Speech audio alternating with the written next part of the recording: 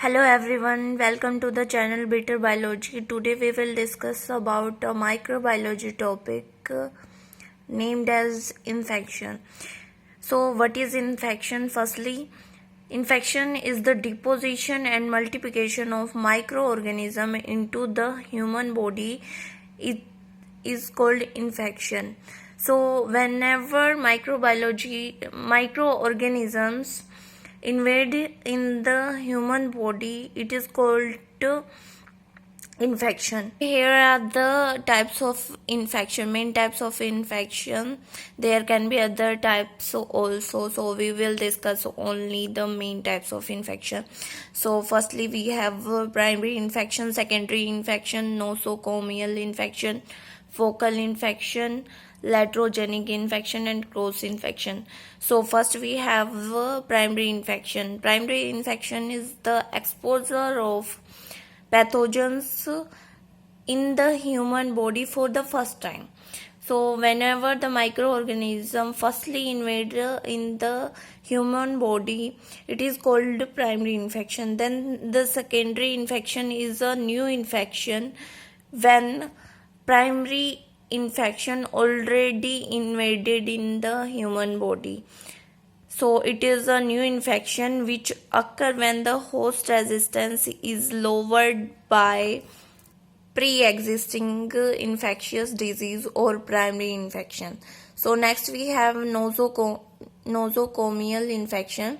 It is also called hospital acquired infection, a cross infection which acquired into hospital or other health care setting or services called nosocomial infection. This is an infection when it occur in the hospital services.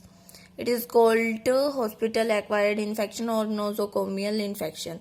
Then we have focal infection.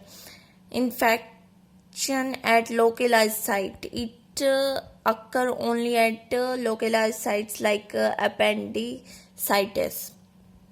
Then we have laterogenic infection.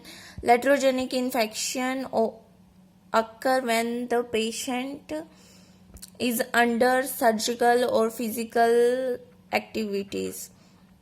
Infection to patient by activities of surgeon or physician during medical or surgical intervention or services.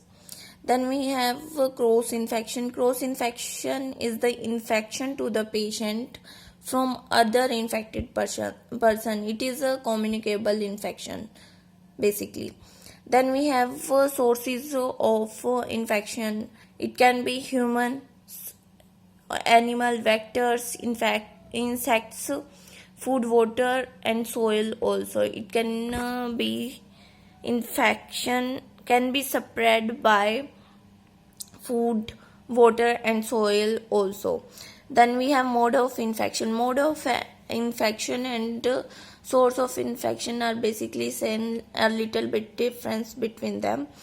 Then the mode of infection can be through contact. It can be direct contact or indirect contact.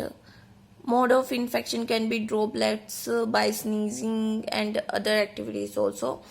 Then we have airborne infection. Airborne infection are the infection which are mostly caused. Then inoculation. So it is